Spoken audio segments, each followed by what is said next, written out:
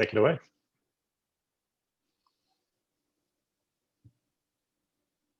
Okay, great. Is it showing the right screen? Can you guys see my PowerPoint?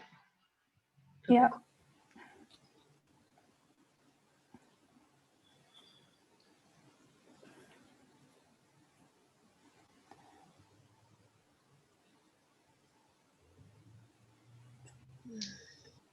That's great.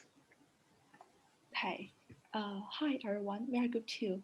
Our topic is microplastics in our ocean. Plastics are the most common marine waste found in our ocean. The fragments greater than 5 millimeters in length are called microplastics. The degradation rate of plastics is very slow and cannot be biodegraded alone.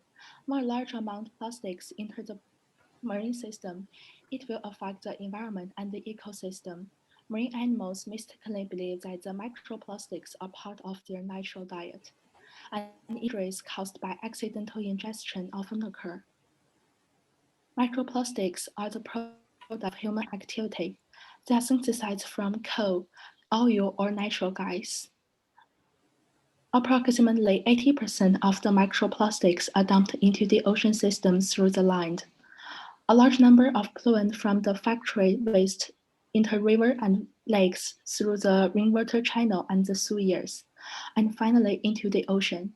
In addition, 20% of the microplastics is derived from the fishing net, ropes, and abandoned ships. Plastic is the most common marine debris. They can be found in almost any ocean, lake, river, and even Arctic glaciers in the world. After entering the ocean, most microplastics will sink to the bottom of the ocean. It is estimated that by 2019, there will be at least 5.25 trillion microplastic fragments in the global ocean, with a total weight of approximately 269,000 tons. Okay, that's my part. Next slide. Macroplastic buildup occurs through illegal waste dumping and waste accumulation on beaches. Oceanic processes such as wind, tidal movement, and Earth's rotation transport plastics into the ocean and contribute to the continual plastic accumulation. Next slide. Plastic ingestion and entanglement of animals such as sea turtles, mammals, and birds has become a repeated occurrence in the marine ecosystem. Entanglement in plastics such as fishing nets can cause drowning and suffocation. In addition, plastic accumulation has increased plastic ingestion to 100% in sea turtles, 66% in marine mammals, and 50% in seabirds, all of whom mistake plastic for prey. A study in the East Mediterranean seas reported the ingestion of plastic in odontocete whale species.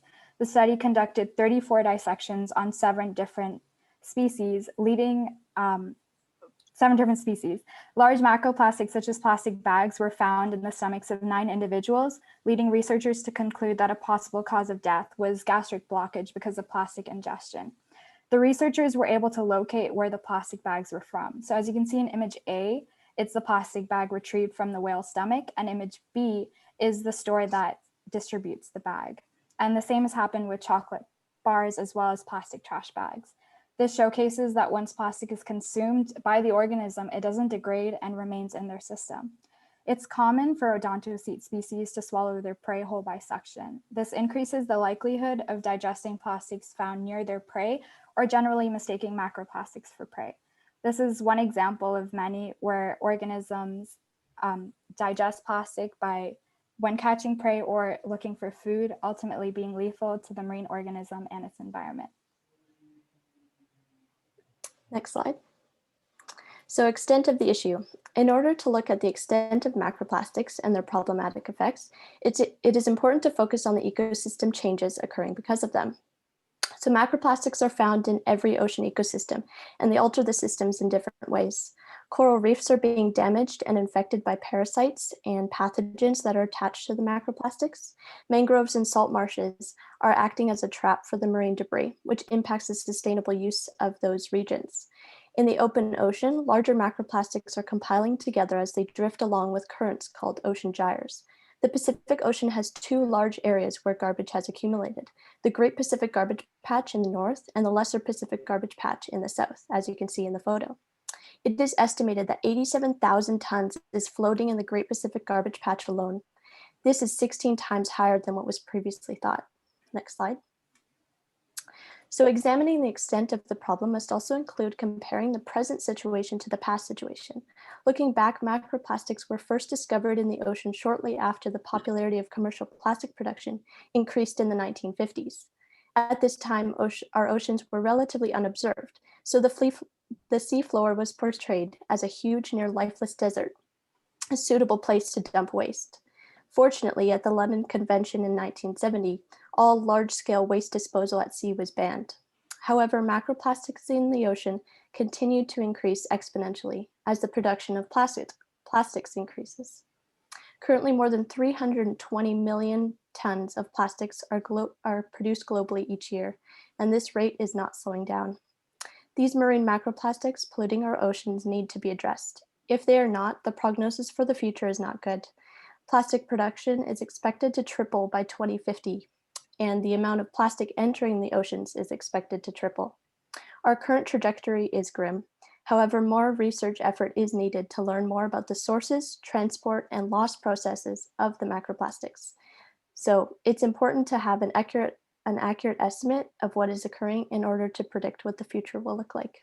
Next slide. Okay, that's me. So there's been a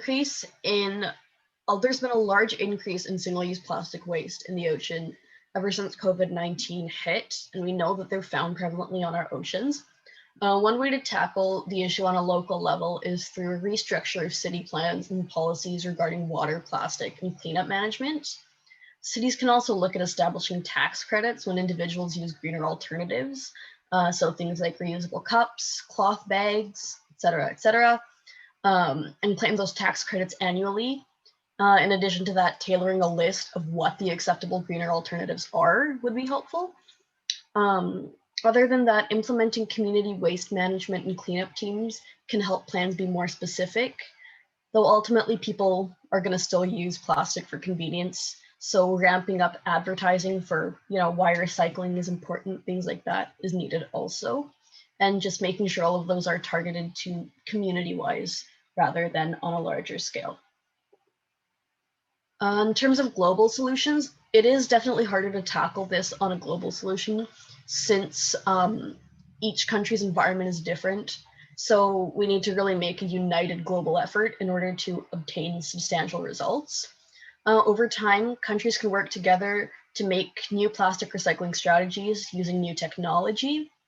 National campaigns such as the Great Canadian Shoreline Cleanup or World Oceans Day could also further citizen awareness and involvement as long as they're implemented on a larger scale. So moving it from being the Canadian Shoreline Cleanup to, the World Shoreline Cleanup.